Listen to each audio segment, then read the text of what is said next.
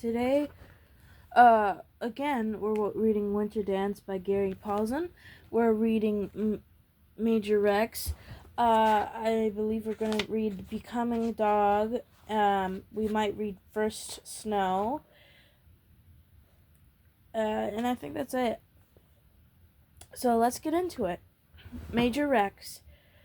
Oh, also, I do have a bit of a stutter. I think I've said that in my other videos, so, Major Rex. We, the dogs, and I then entered the period where that Ruth instincts were titled Major Rex, and in truth, it would be a correct definition. I was starting in ignorance, fluid by more ignorance, and major helping from incorrect information. The spirit musher who ran Irish settlers told me dogs that couldn't be fed meat and had to only grain produce to keep their systems clean. And I compounded the error by trying to make wrong things right. It started with building a ring. I talked to some spirit runners that used their ideas and came up with nice light welded pipe and things that rode on wheelbarrow wheels. A tricycle arrangement with the front wheel steering by two pole ropes. The light ring was much easier to pull than a sled. On a hard road, it would roll on a ball bearing, and the dogs barely would feel it. Then did as spirit runners, and I ran large teams, 10, 12, and 15 dogs, adding more as they came. The difference of producers is that spirit runners train on short distance and high speeds. They do not want to develop endurance muscles or toughness because it slows the dogs down. And in spirit running, speed is everything. I have actually seen teams of greyhounds wearing sweaters until the time to run, screaming around a 9-mile track like bullets, only to be put back into their sweaters and warm beds when they are finished. But because they never really developed their dogs from endurance. Where did I? Didn't really.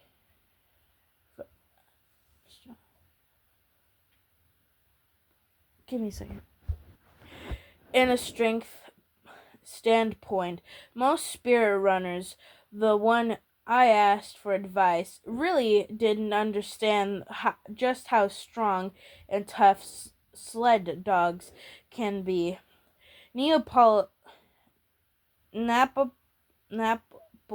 Napoleon once said, "Good moralance,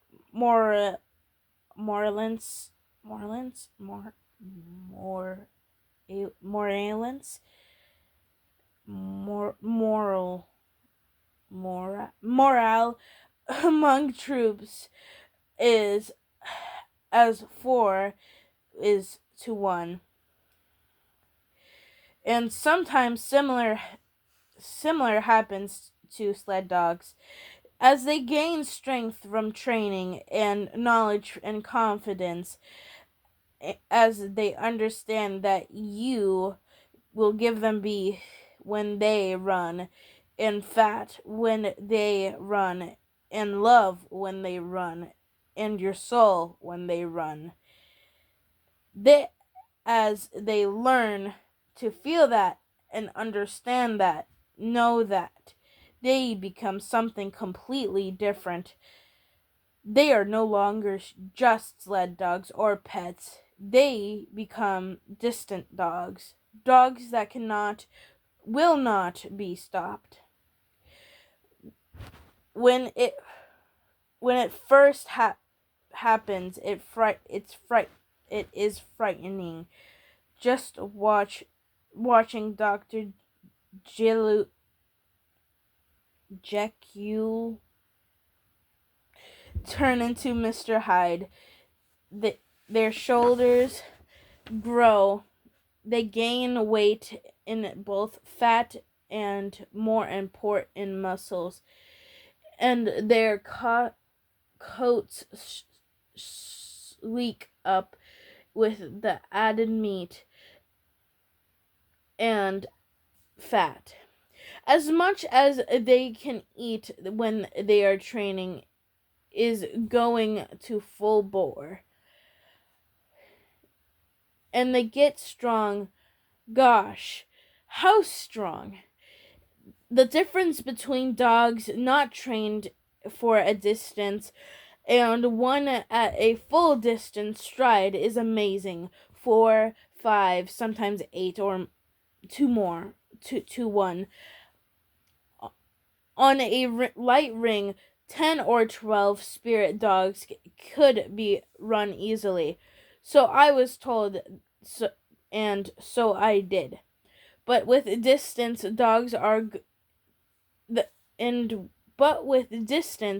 dogs in good shape on the same ring, you should never use over 4 or 5. Not if you expect to live. And the magic number 7 should never be exceeded on anything unless then a full car body, which I later used with the engine gone. Something happens to be 12 to tween 12 20 tween the 7th and 8th dog that is truly fathomable.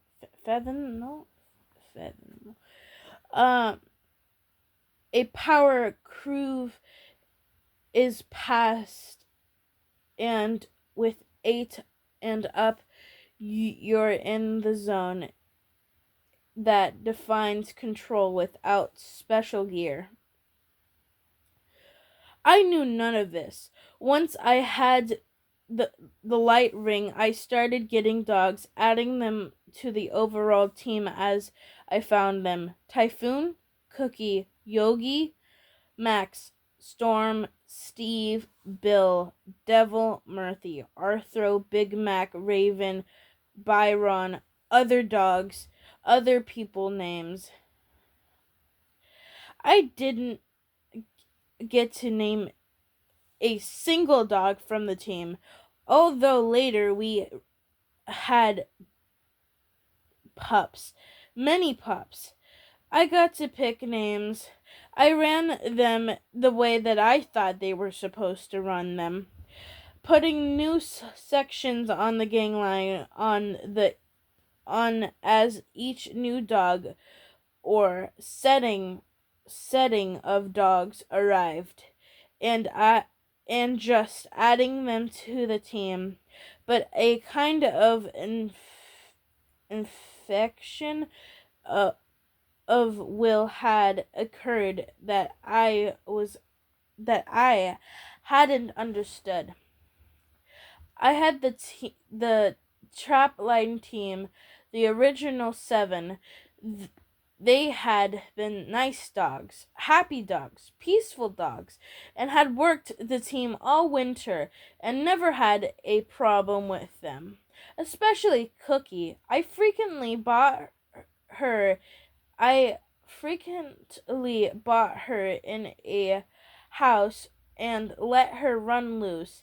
That original team was easy to control, although already very strong, and I thought it would help me to gain a maintain a control over new dogs. It went the other way. The trapline team became the distant team, and the problem came about because they were already in shape for running all year. The other dogs, the new dogs, the wild dogs, the Canada dogs, the native dogs swept the old trapline team up in their wonderful madness, and I wasn't just a part of the ring. It was insane.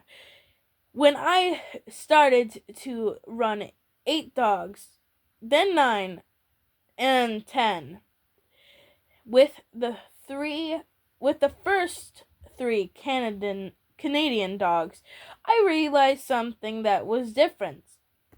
Something was hard to control. But when I added 3 more running 11 on the light ring and then 2 more after that, I entered a world that felt positively surreal. You look like a toy, Ruth said as I came back from being dragged out on the yard, on my face, hanging on to the overturning ring. A big doggy toy. Out of the first 20 runs, I didn't once leave the yard in one piece. My first run with large team was the classic one, and should have warned me about the rest of them. I had decided to run them a little long, but by this time it was cool enough during the day for intended running. I still did not understand running at night, and indeed had been told by some that dogs were blind at night and couldn't see to run totally erroneous.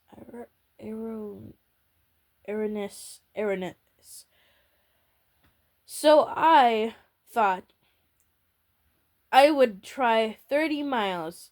It wasn't it is isn't much, not even a third of the 100 or more miles first runs should be, but it seems like a long way, and I thought I should carry gear with me.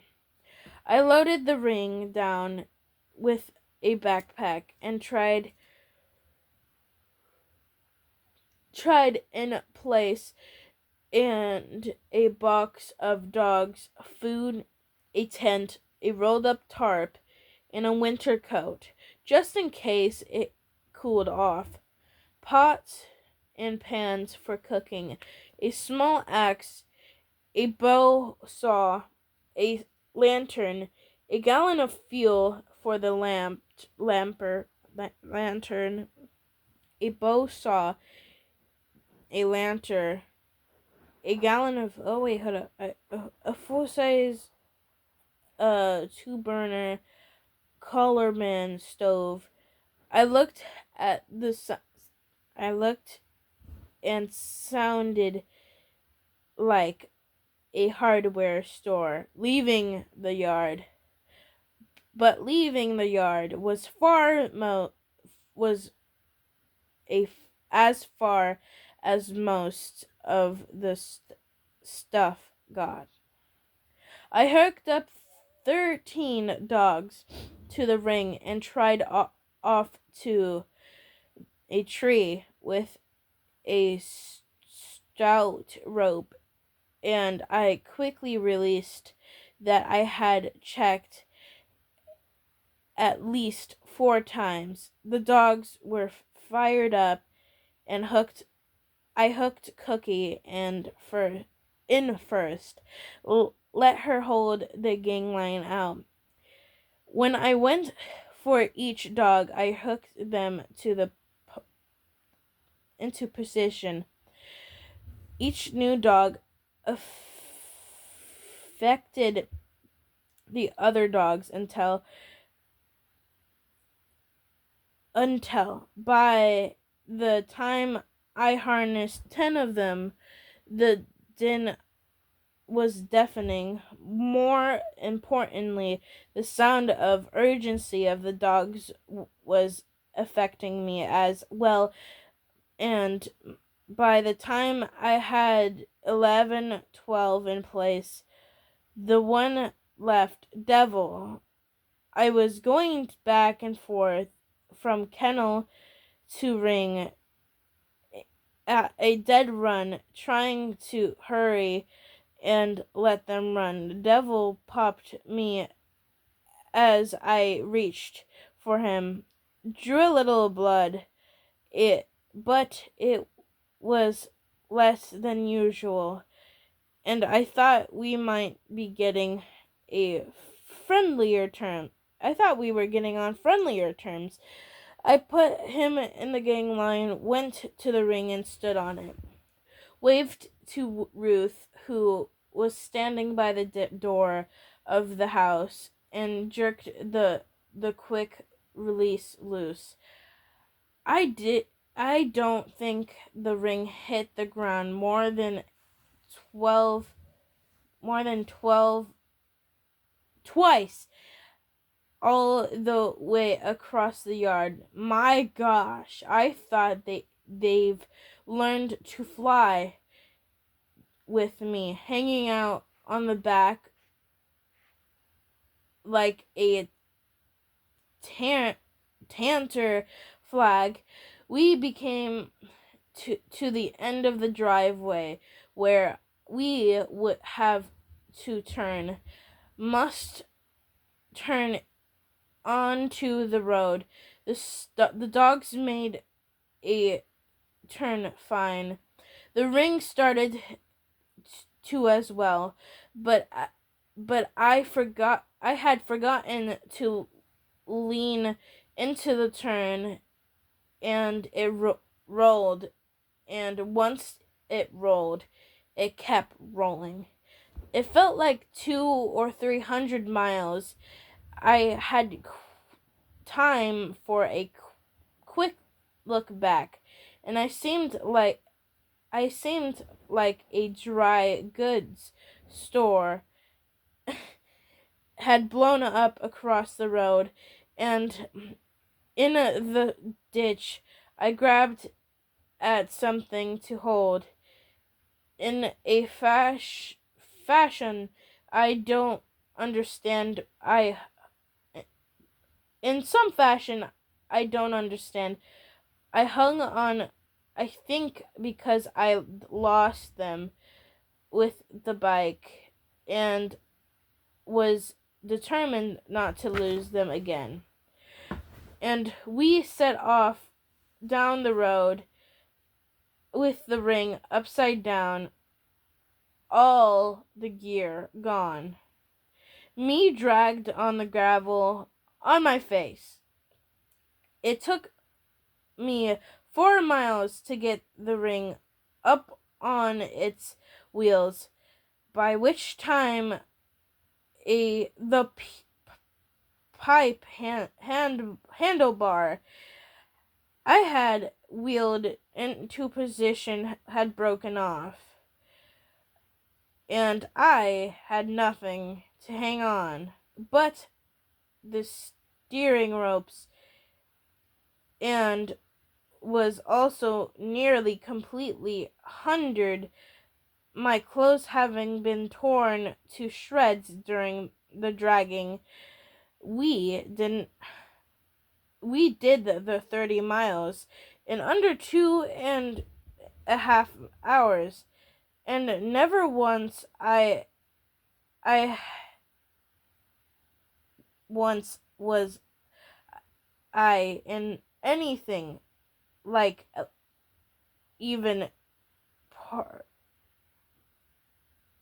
partial control of the situation. Worse, or as I was to find later, better.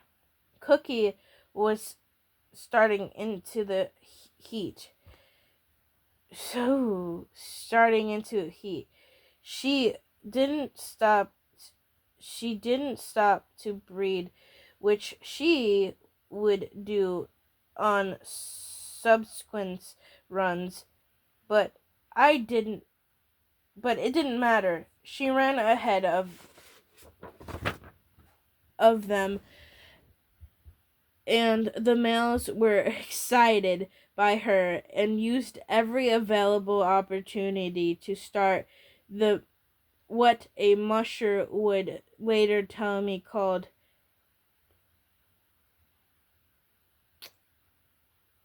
a something and something up war.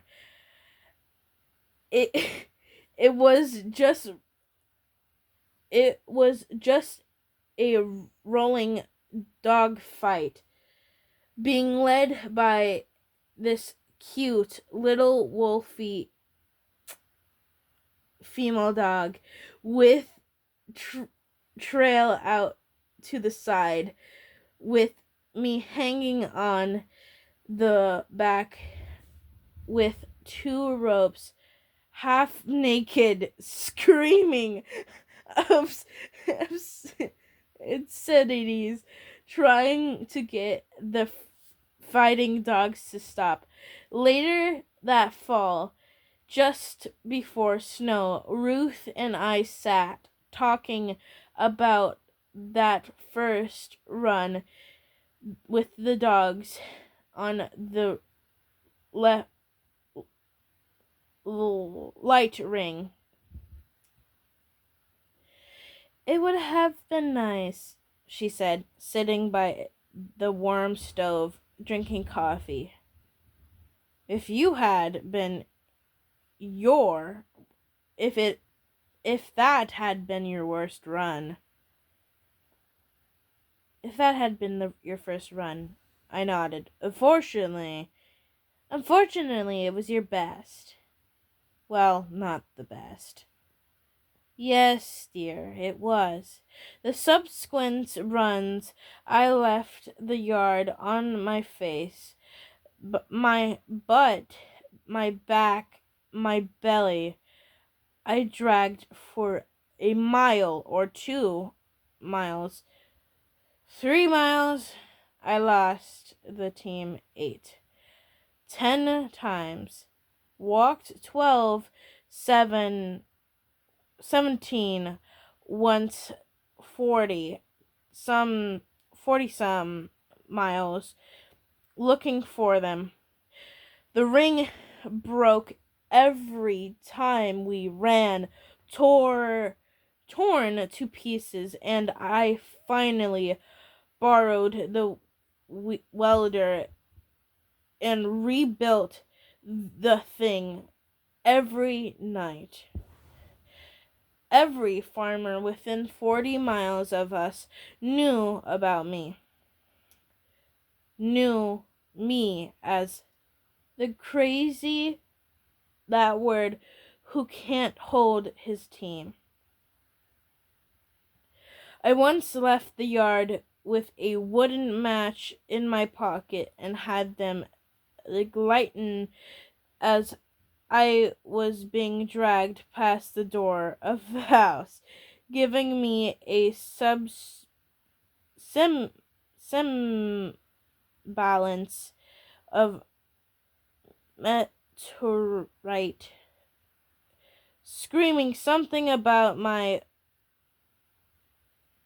undercarriage being on fire at Ruth, who was laughing so hard she couldn't stand. I, I thought it was me.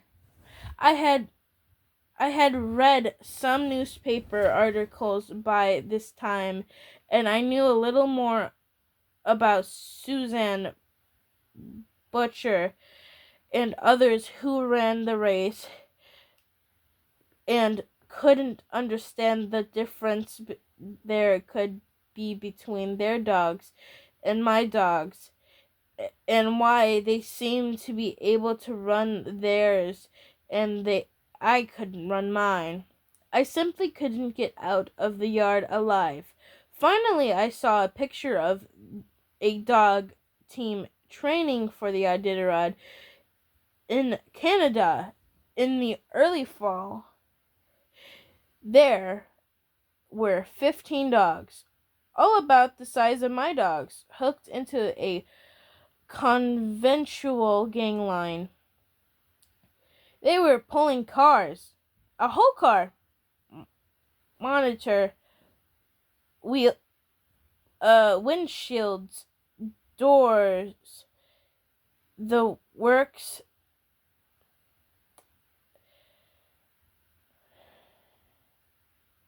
It even had a back seat.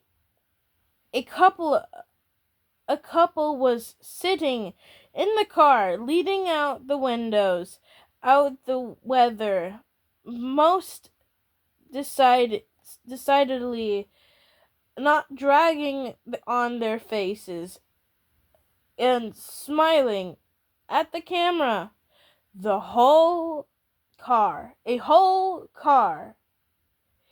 I was by the time running 15 dogs, 7 of which were already strong on the ring that weighed at most 120 pounds. The couple on the picture were pulling something that weighed over a ton, which is the same of the number of dogs.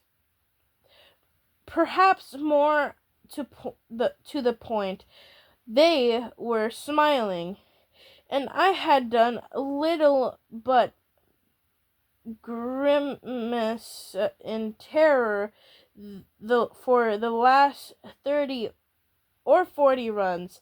I took Ruth and left the house that night, headed for town in the old Ford. "Where are we going?" she asked. "To the junkyard. We're going to pull a clunk home and make a ring. It's time to get serious about training business."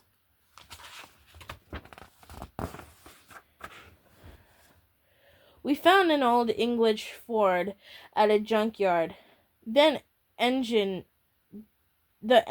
was already gone, but was the air in all the tires, and most importantly, the brakes worked, and the junkyard dealer donated it the cause, and we pulled it home and backed it up to the kennels.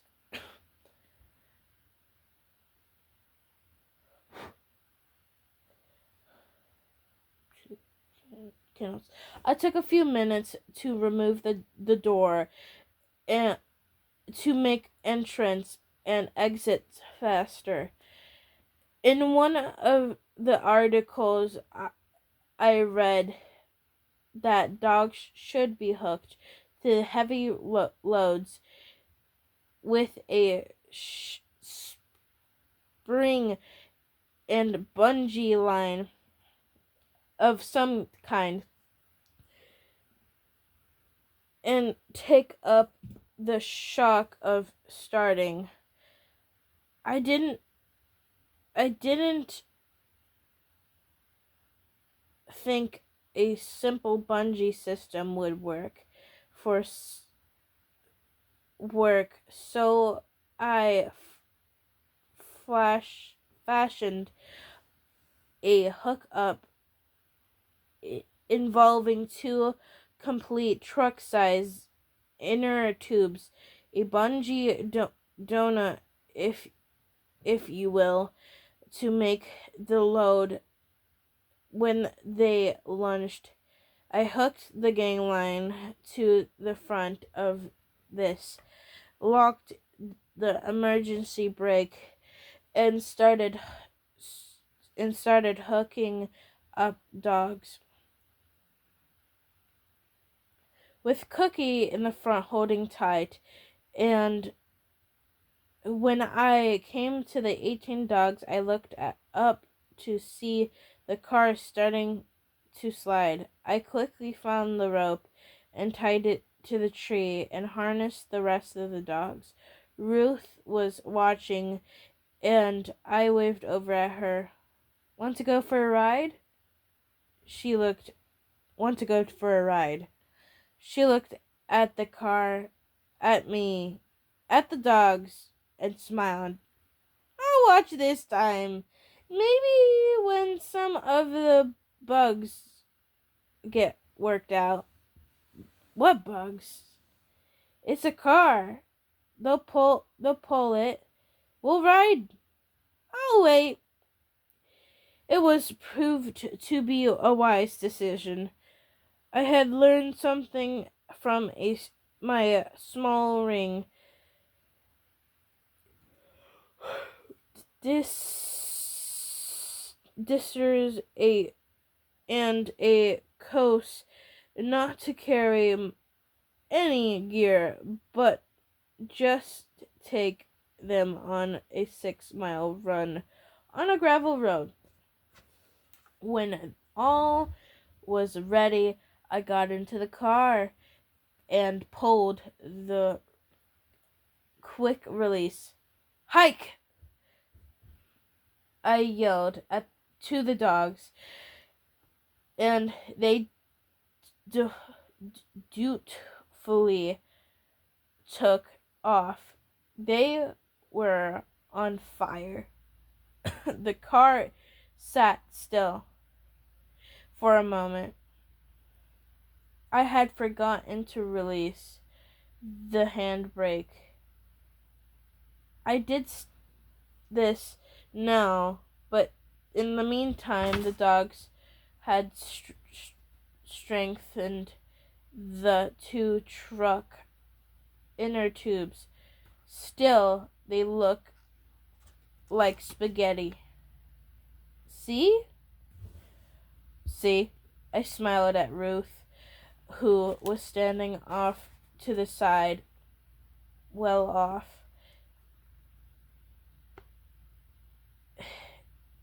It's working like a charm. The inner tubes caught up and jerked the car ahead with a snatch that nearly tore my hands off. This released and pulled on the dogs, and they shot ahead. The inner tubes strength again. The car surged forward once more. The dogs slammed ahead. The inner tubes strengthened. The car jerked. I left the yard like a horizontal bungee jumper. I had once imagined Ruth bent over, holding her stomach, laughing near collapse. And then I was out of sight and sprawling down the road, trying to think of what way to stop.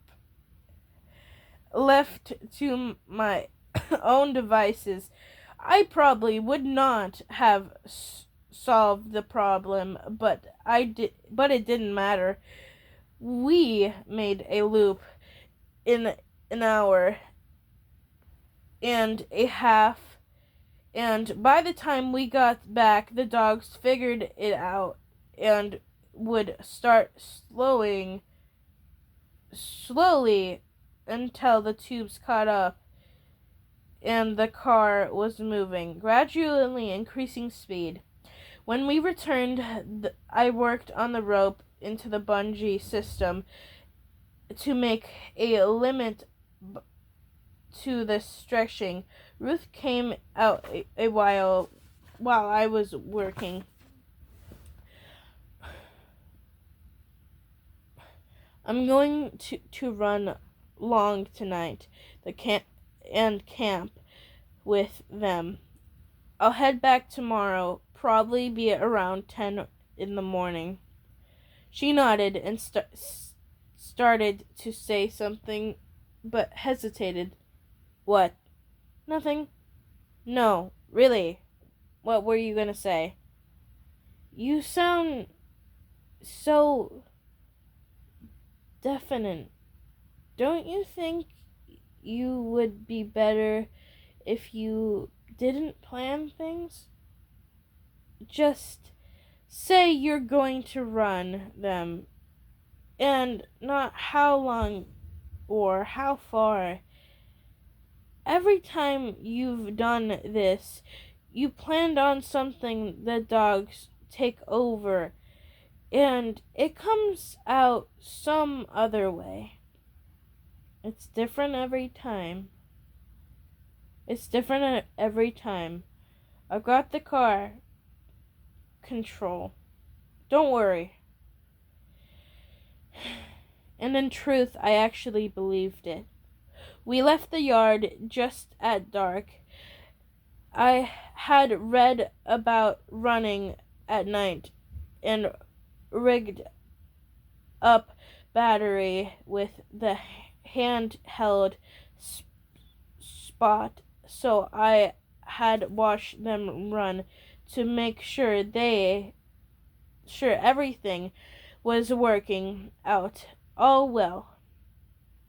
And surprise of surprises, it was working exactly as planned. I had hooked all 15 of them, and within a couple of miles, they were settling in and working, and I leaned back in the comfort of the seat, thinking that it would be nice that if I had bought something to read, if the run kept going like this, I could probably sleep. They would be holding 6 miles and pulling the heavy car, and I thought I would let them run for 3 hours and then take a break and feed and water them. Let them sleep for a bit, maybe hook them up against a midnight or so. Gosh, it was great. For the first time, I could actually think in terms of a big deal. And I did a class team without terror in my soul. I was running on secondary and log roads back into the woods, and there was no traffic to control with. Absolutely nothing could go wrong that I couldn't handle.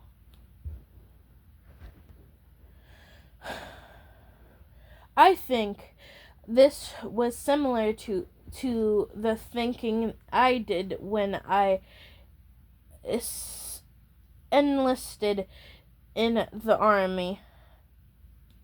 Only a little drunk, and got to spend 3 years, 8 months, 21 days, and 9 hours regretting it.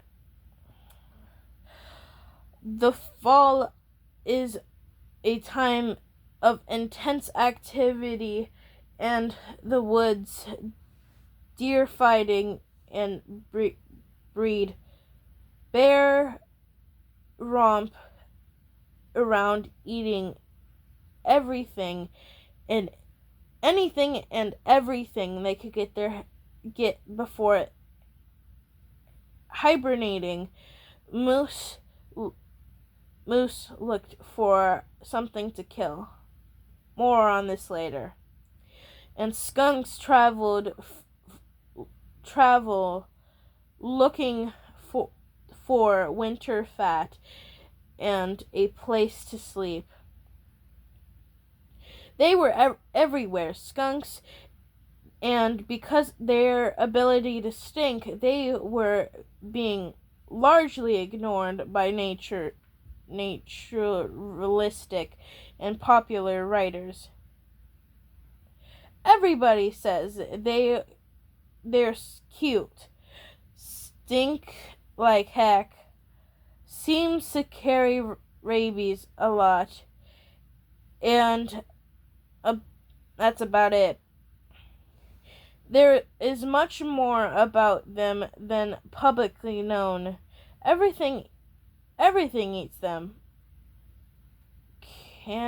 Canaries, for instincts, coyotes, fox, wolves, and wolves all seem to have taste for fresh skunk. The stinkier the better. But there is one fact that becomes even more important where running sled dogs is concerned. Skunks are nonchalanto. I had spent much time in the woods, awake and moving at night. When I camped, I stopped, made a fire, slept. Dogs changed all that. Suddenly, I found myself out there moving, covering vast amounts of territory in the dark with 15 furry friends out ahead of me. So the principal part of the pattern of despair,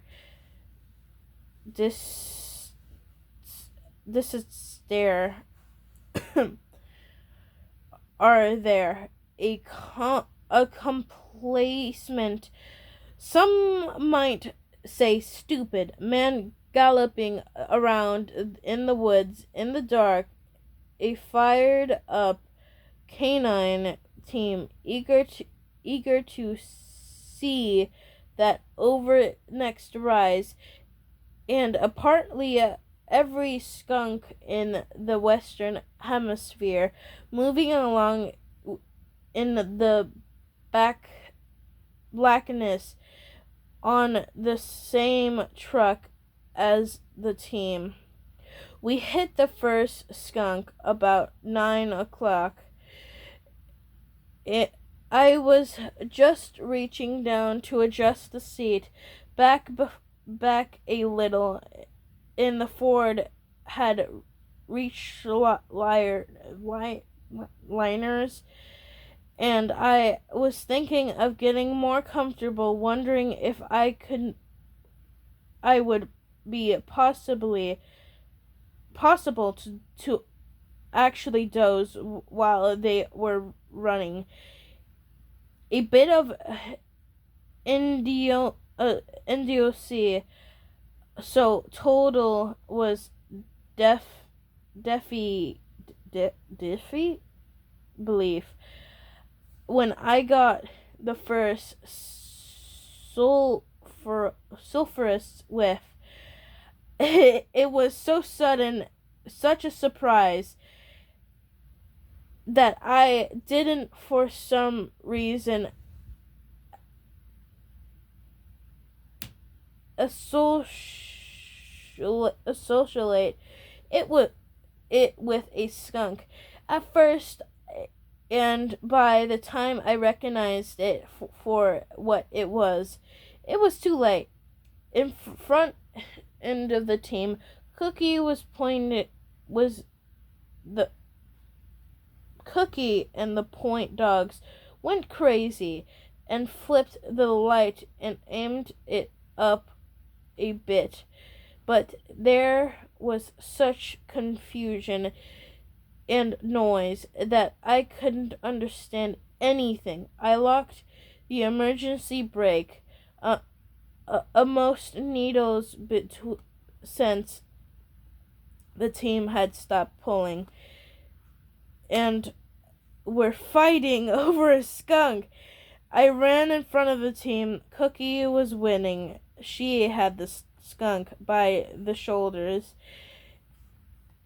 and was trying to hold it, but at the same time I arrived, Devil caught up. He was hooked back in the team and virtually pulled the whole ring forward, brakes locked and all, and grabbed the skunk from Cookie. Without thinking, I jerked the skunk and pulled it away from Devil. This was a risky in itself. Devil considered the skunk to be food, was in fact trying to swallow the skunk whole, or so it seemed, and grabbed Devil's food as mounts to it. But worse, I grabbed the tail. Which had affected to swing the rear end of the skunk around to aim the poisonous business and at me, at my face. Whereupon the skunk let go. The firepower was somewhat diminished as he dumped some of it on the dogs, but there was still a lefty load, and it blew like winds of death directly into my face. It was exactly that sound. I had never heard it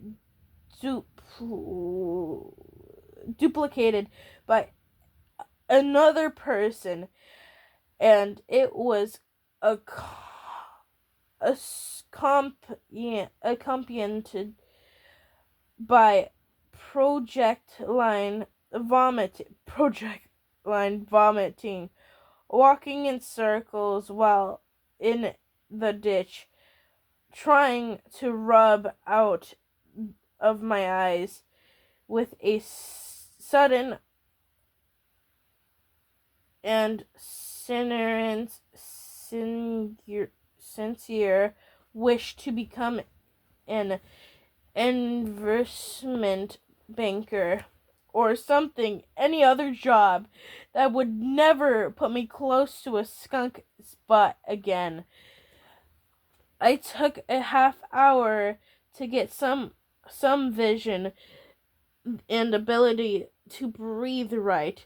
Another half an hour to short the team and untangle them and get them ready to continue on. It was bad. The vial, it was in some way green and bluish, but we had overcome it, and I thought it could now finish the run, stinking, perhaps still queasy and sick, and none of the worse of where in other ways we had the second skunk within miles.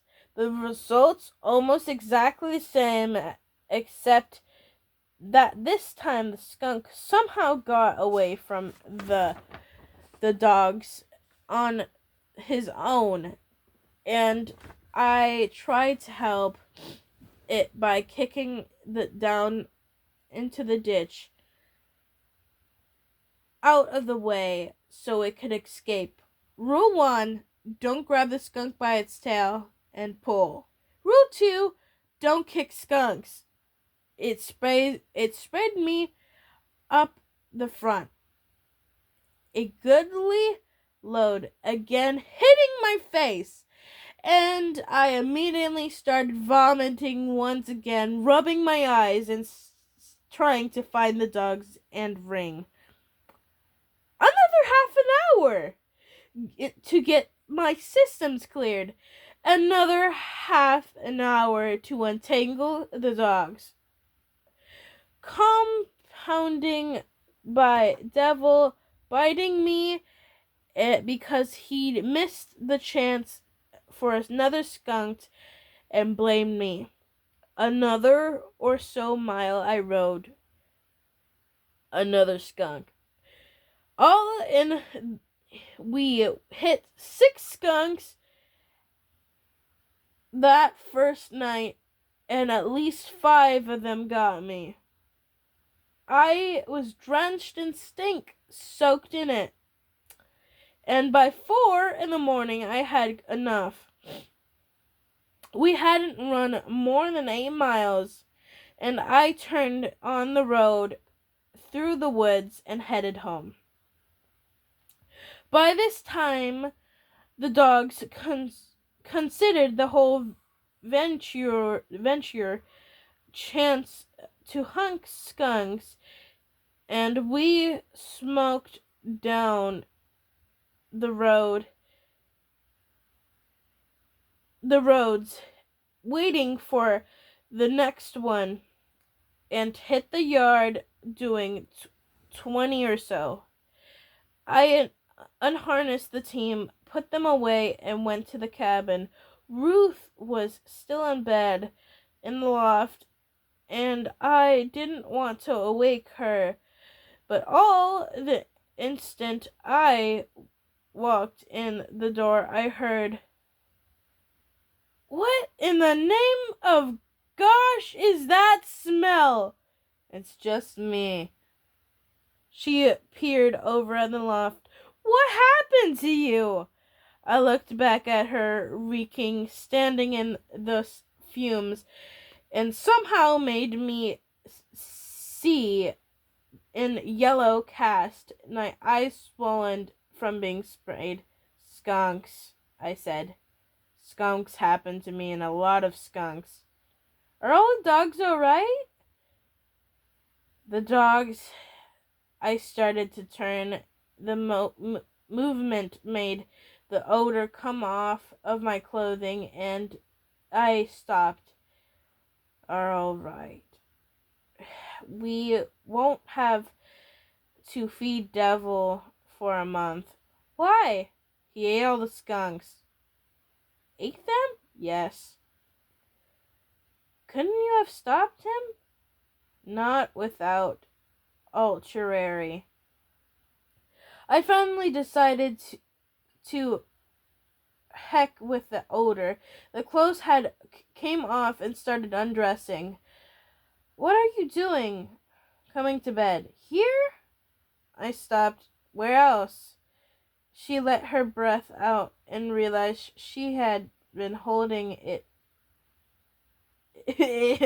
all of this time. "I couldn't have been. Couldn't you kind of, been gone a night or two, sleep outside with the dogs?" She smiled. I knew you'd understand." "In the kennel?" I knew you understand." "In the kennel?" She nodded, pulled pulling back under the covers. You're so smart about these things. I stood for another minute, then I turned and went back outside, stopping at the English Ford to pick up my sleeping bag and thermos before heading from the kennels, stomping along the cloud of odor and self-pity, not realizing that what happened would prove to be the best possible twist of the possible fates concerning the dogs in the Iditarod. That is the end of Major Rex. I'm gonna read Becoming Dog, and that's just like 3, 2, 4, 6 pages technically, but they're pretty short, so I'm just gonna read it real quick, and then we're gonna end this video because it's already almost an hour. Major Rex by Gary Paulsen. I'm at Winterdance, Gary Paulsen, Becoming Dog. I had camped with the dogs many times, and they had become to understand it as a fire filled them, then uncurled the bag in the shed or on the foam pads, or in the fall on the pines and leaves. And we all slept until morning. And it was daylight when we would go back to work. This was radically different. This was the kennel. I had never slept there before. Then they were in the kennel where each dog was on the chain and had its own house. I always went to the house, and they went to their houses, and we all slept until the next time we would see each other. This time I didn't go away, and it altered the way they saw me, felt about me, thought of me, and my actions, and changed the way I thought as well, started me thinking right. Started me thinking of the terms of the dogs, dogs and not human. It was clear night. Stars splattered across the sky, and the brightness that can only come from the cold, talking of humidity out in of the air, brilliant spots of light, and seemed just overhead. I considered where I sleep. The dogs whimpered a bit, and when it became clear that I wasn't going to feed or pet them, they started to they settled and sat and watched with me. They were to the last dog put rid. Luckily, it did get to me, because I reeked as well. I honestly didn't think that I would be able to smell anything other than skunk again, and I moved through them, looking for a place to put my bag. I settled next to Devil. There was no particular reason for it, other than the fact that it was the ground level there, flat and seemed like a decent place to sleep. I put a foam pad down in a bag on top of it and sunk my coveralls and shoes and slid in next to me. I arranged footgear and poured a cup of tea from the thermos and propped up my on one elbow and sipped the tea and looked at the sky and the kennel, life, everything. Devil sitting directly in front of me, staring at me. Hi. It was just cendrily this a silliness, but he jumped like I'd screamed at him. His tail wagged, and the first time I'd seen his tail wag since he'd come to us, and I smiled. How are you? Another wag. And what the heck? I thought he'd be friendly. I reached out to pet him. His tail stopped wagging instincts and he growled, "Soft thunder." And I pulled my hand back. Another dog couldn't tell who answered the growl. And then a third, and somebody, I thought Cookie, had a small song, just a night song, and they all joined in. I leaned my head back and joined, harmonizing the best I could, though I still not as well as most. The team could do it, but they didn't stop, but kept singing, and I kept singing with them. There were 3 or 4 minutes, whereupon they all stopped suddenly and caught me with more note hanging. I felt foolish. I looked at Devil, who was sitting there watching me. I don't know you were. I didn't know you were gonna stop. He wagged his tail, tilted his head, and looked at my face. Don't you know things yet? An understatement that you guys have to teach me. I realized when I said that I meant it. What I thought to learn only dogs could teach me. And I'm not sure if it was then or later in the night when I awakened once to see them all sitting and staring at me. Then I decided what to do.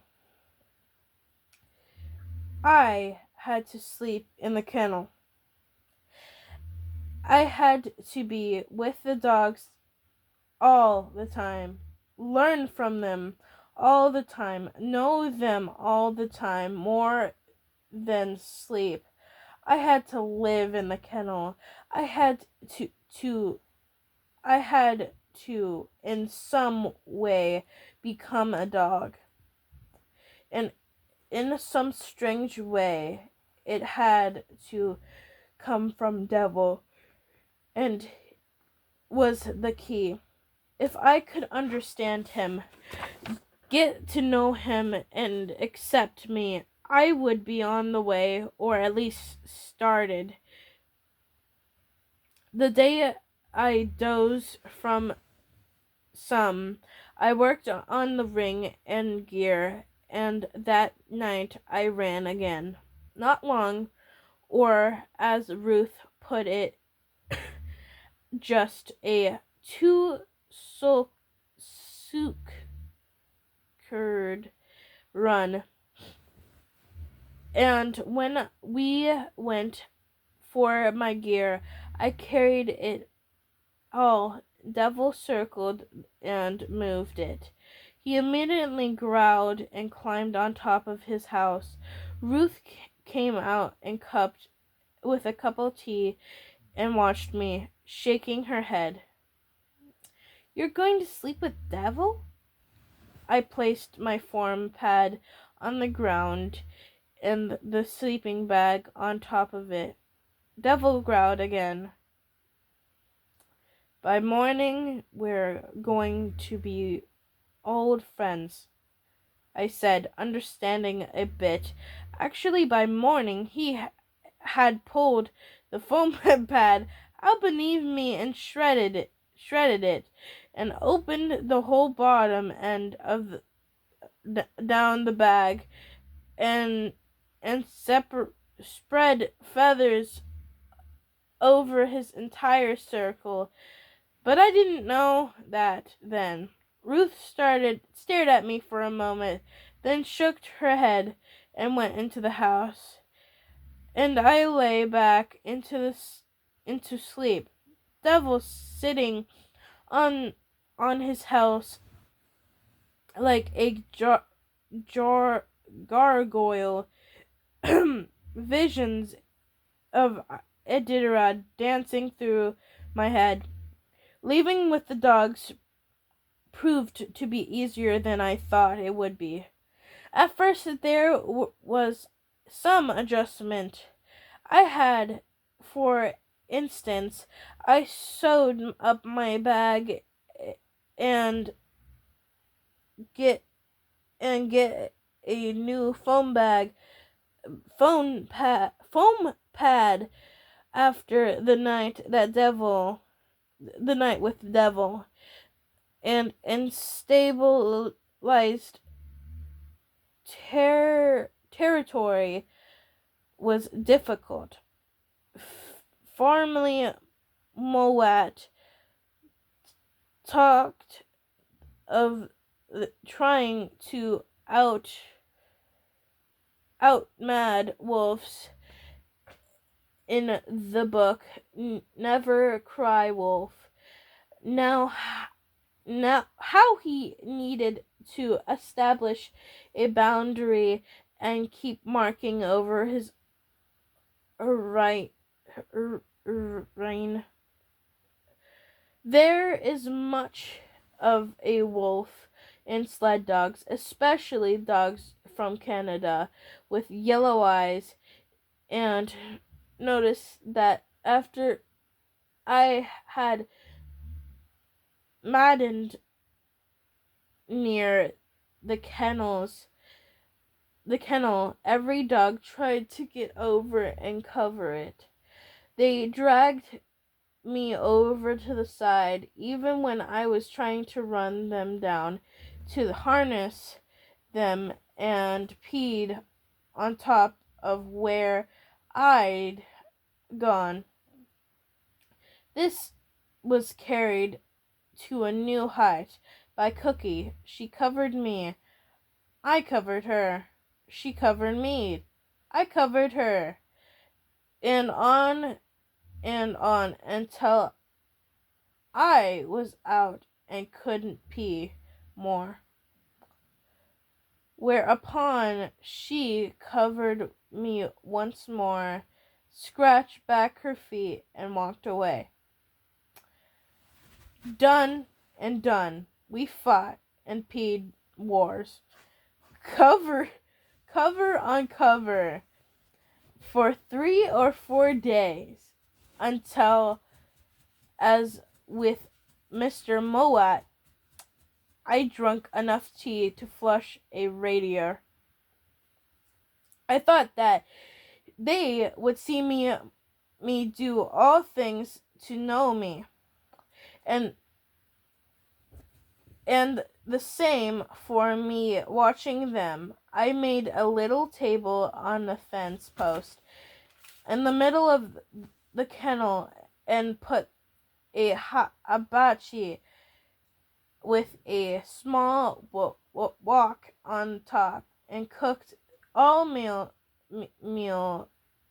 there, rain of shine, night or day. First, I'd feed the dogs, and then I'd fire up the hibachi. First, I would feed the dogs, and I would fire up the hibachi and cook on the wok and talk to the dogs while I worked. A touch of garlic, Wilson, make everything good. And Wilson, a big white dog with dark eye patch, would stare at me as if I'd gone mad. An interesting aside, I found that touch of garlic did help dogs eat when they didn't feel like eating. The bottle of powdered garlic became one of those dogs things and carried with me at all times. Dogs can't have garlic, or can't they have onions? They can't have onions or garlic. You're poisoning your dogs. Don't feed your dogs garlic. Ow. I read in the kennels, sewed in the kennels, slept, and even set up a bathroom, and did that in the kennels. One day between runs, I was working in the kennel, and it started to rain, for the house. I hadn't gone 20 yards when they set up a mournful howling, and when I turned back, they stopped. It became evident that they wanted me to stay, and I went back into the kennel and got wet. After that, I did as the dogs did, and took what came. It sounds simple, but it proved to be another major breakthrough. Weather, trail, life, it all seemed the same. If I tried to change it, get away from it, I would lessen my effectiveness. By accepting, rolling with it, and making the best of it, things would seem to work better. From a point on, rain or no rain, snow or no storms, sleet, comfort or wounds or hardships, nothing stopped us. We ran, and in the rain, and pushed. In the push of it, we learned. Thank you. Next time we read this book, we will read First Snow. And that's long. Well, it's not long. You've got like these pictures in between it, and that's what's long. But I'll show those too.